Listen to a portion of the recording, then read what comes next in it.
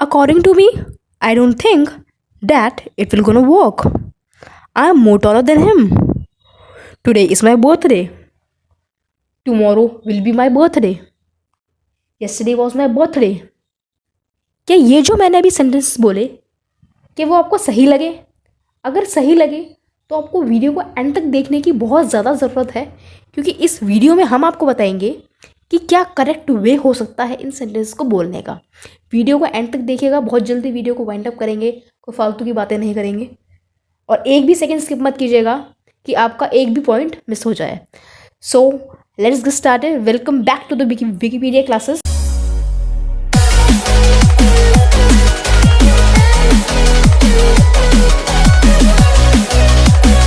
अब ज़रा वीडियो को स्टार्ट करते हैं। पहले मैंने बोला अकॉर्डिंग टू मी। जब आप अपने बारे में बात करते हो कि मेरे हिसाब से, तो आप अकॉर्डिंग टू मी यूज़ नहीं करोगे, आप बोलोगे इन माई ओपिनियन। क्या बोलोगे? इन माई ओपिनियन। वैसे तो आप लोग उसको ओपिनियन बोलते होंगे, लेकिन उसको ओपिनियन ना बोल के अगर आप ओपिनियन बोलेंगे तो वो ज़्यादा करेक्ट साउंड करेगा। फिर मैंने क्या बोला? I am more taller than him. ये ना इस सेंटेंस में दो गलती है। पहली गलती क्या है? जब आप कंपेयर कर रहे हो तो आप सब्जेक्टिव केस का कंपैरिजन सब्जेक्टिव केस के साथ करोगे। ये थोड़ा ग्रामर का कंसेप्ट आ जाता है, यानी कि आप आई का कंपैरिजन हिम से नहीं करोगे, ही से करोगे, because he is a subjective case, I is also a subjective case. दूसरा एरर यहाँ पे क्या है? I am more taller. मैंने बोला ना मोर टॉलर। भैया एक बात तो बताओ, मोर भी कंपैरेटिव डिग्री है, टॉलर भी कंपैरेटिव डिग्री है, तो आप डबल कंपैरेटिव को एक साथ यूज़ नहीं करते, जैसे कि आप डबल नेगेटिव को एक साथ यूज़ नहीं करते। इसको हम इंग्लिश में बोलते हैं रिडंडेंसी या सुपरफ्लुअस एक्सप्रेशंस। सुपरफ्लुअस का मतलब दो ऐसे वर्ड लगा देना जो कि सेम ही मीनिंग कन्वे कर रहे हो। सेम मीनिंग कन्वे करने वालों को लगाते ही नहीं है। भाई जब दोनों वर्ड का सेम मीनिंग है तो उसको एक साथ घुसा ही क्यों रहे हो? क्या ये बात सही है? बिल्कुल नहीं। अब मैंने कहा टुडे इज़ माई बर्थडे। क्या ये सेंटेंस सही है? नहीं। आप जब भी आप टुडे को बोलोगे तो आप बोलोगे इट्स माई बर्थडे टुडे, ठीक है, या it was my birthday yesterday. आप ऐसे बोलोगे, यानी कि आप इट इस को एज अ सब्जेक्ट यूज़ करेंगे, ठीक है। क्या है? अब मैंने जो सेंटेंस आपको स्टार्टिंग में बोले थे वो मैं आपको क्लियर आउट कर चुकी हूँ। क्या मैं अब इस सेंटेंस पर आऊँ जो मैंने अब यहाँ पे लिखे हुए हैं? तो देखिए, पहला सेंटेंस आपका आता है my English is very weak. तो भैया देखो, कोई सब्जेक्ट वीक नहीं हो सकता, आप उसमें वीक हो सकते हो। तो आप क्या बोलोगे? I am very weak in English, या I am very weak in Spanish, या I am very weak in French, ठीक है। तो मैंने आपको पहला सेंटेंस ऐसा दिया था जो कि आप काफ़ी रिलेट कर सकोगे। तो दूसरा sentence put shut cut broadcast. इन चारों वर्ड, ये ऐसे चार वर्ड हैं जिनकी first form of verb, second, third, तीनों की तीनों सेम होती हैं, ठीक है। ऐसे और भी वर्ड्स हैं जिनकी first second third form same होती है, यानी कि कोई ब्रॉडकास्टेड नहीं आएगा, कोई कटेड नहीं आएगा, कोई पुटेड नहीं आएगा। ऐसा एरर एग्ज़ाम में आता है। जो मैंने आपको स्टार्टिंग में बोला था सुपरफ्लुअस एक्सप्रेशन, वो बहुत ही इम्पॉर्टेंट टॉपिक है एग्ज़ाम पर्सपेक्टिव से या स्पीकिंग के पर्सपेक्टिव से।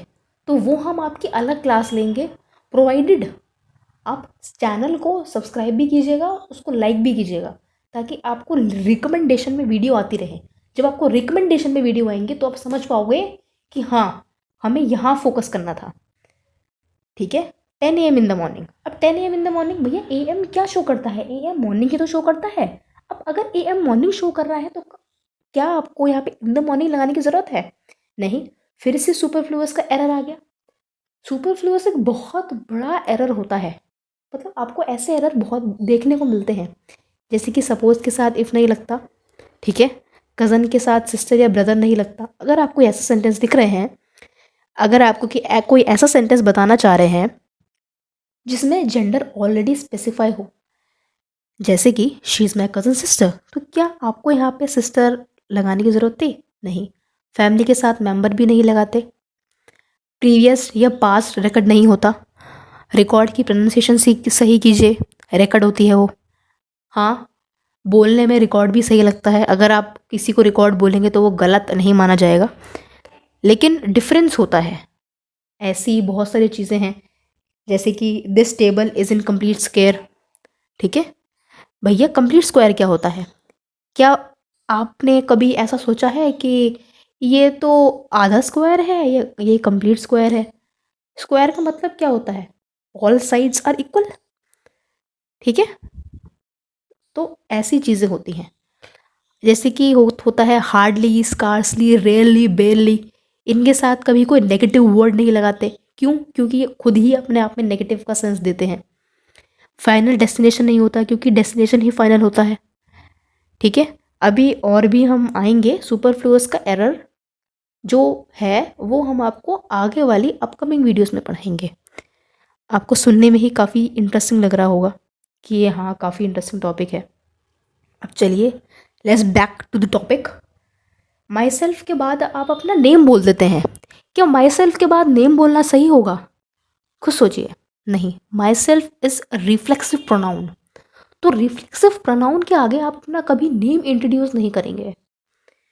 ठीक है, ये आप बोल सकते हैं या आई एम से आप स्टार्टिंग कर सकते हैं, लेकिन माई सेल्फ ग्रामेटिकली इनकरेक्ट होगा। स्पोकन में मैंने कहा ना, सब चलता है। स्पोकन में बस आपको केवल बोलनी आनी चाहिए बस।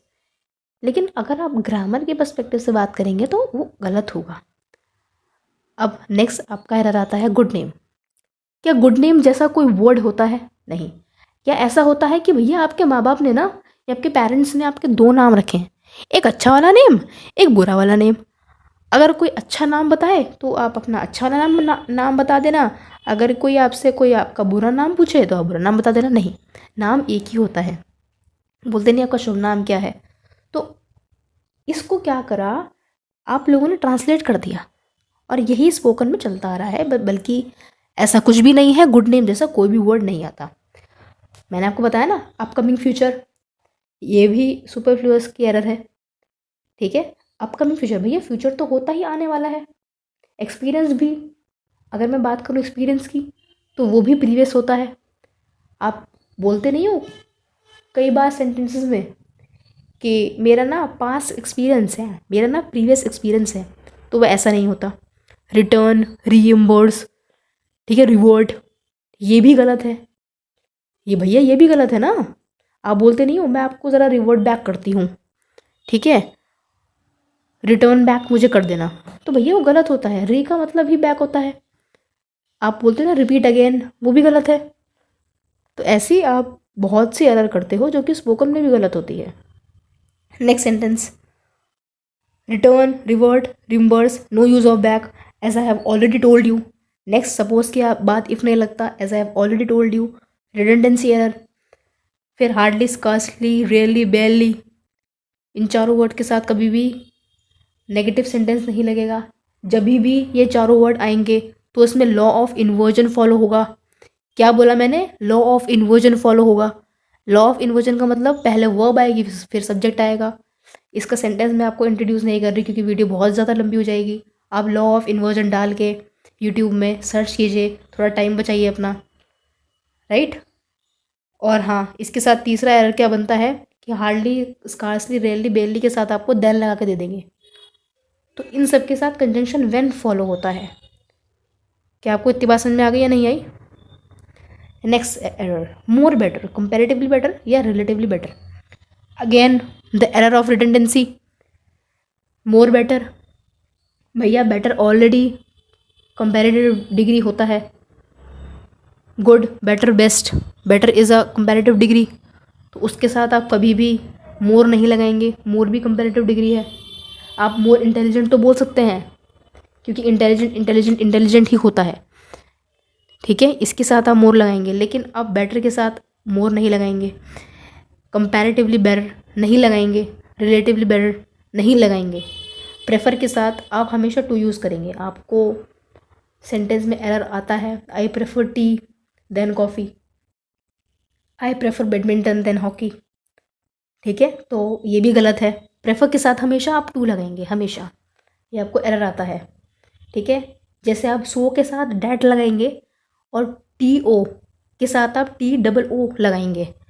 ये मैं आपको बोलती जा रही हूँ, प्लीज़ माइंड में रिकलेक्ट कीजिएगा चीज़ों को।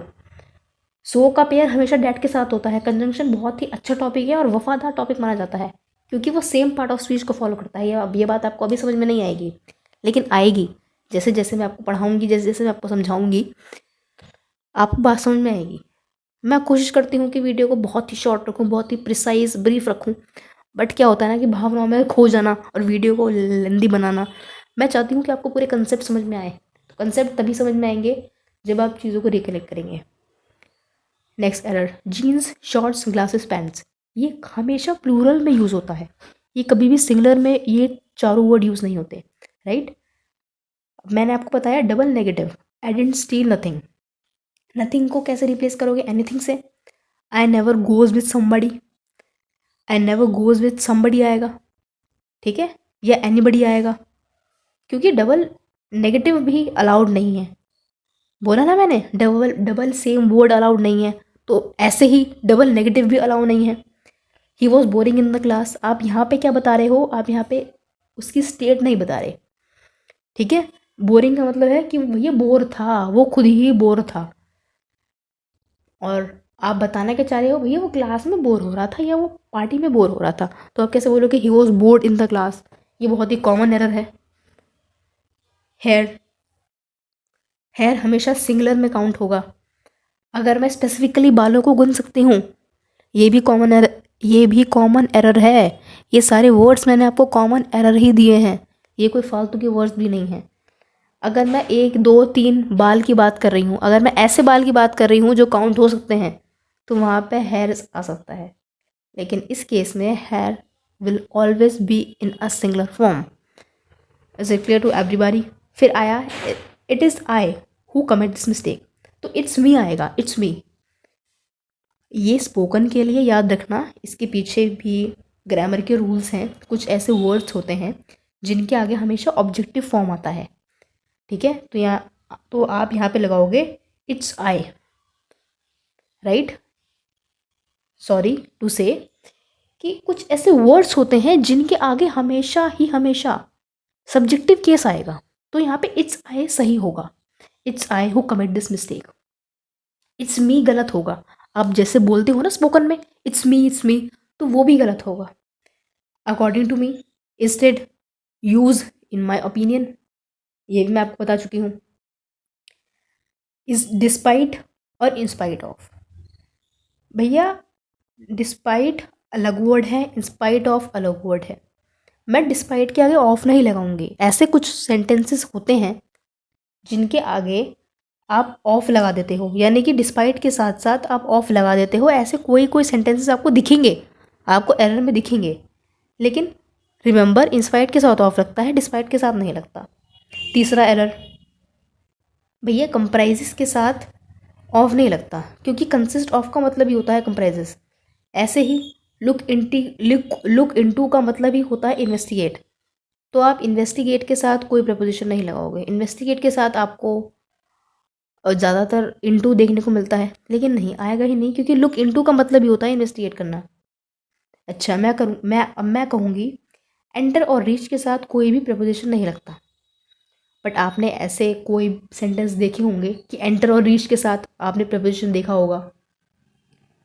लेकिन लगता है एक केस में, अगर आप किसी अग्रीमेंट में एंटर होने की बात कर रहे हो या आप कुछ साइन कर रहे हो, ही एंटर इनटू एन अग्रीमेंट, तो उसमें आ सकता है। लेकिन अगर मैं कहूँ कि मैं रूम के अंदर एंटर हुई, सही है, किसी भी प्लेस के अंदर एंटर अगर मैं हुई, तो वहाँ पे प्रपोजिशन नहीं आएगा। एंटर इनटू या एंटर इन कोई प्रपोजिशन नहीं आएगा, नो प्रपोजिशन।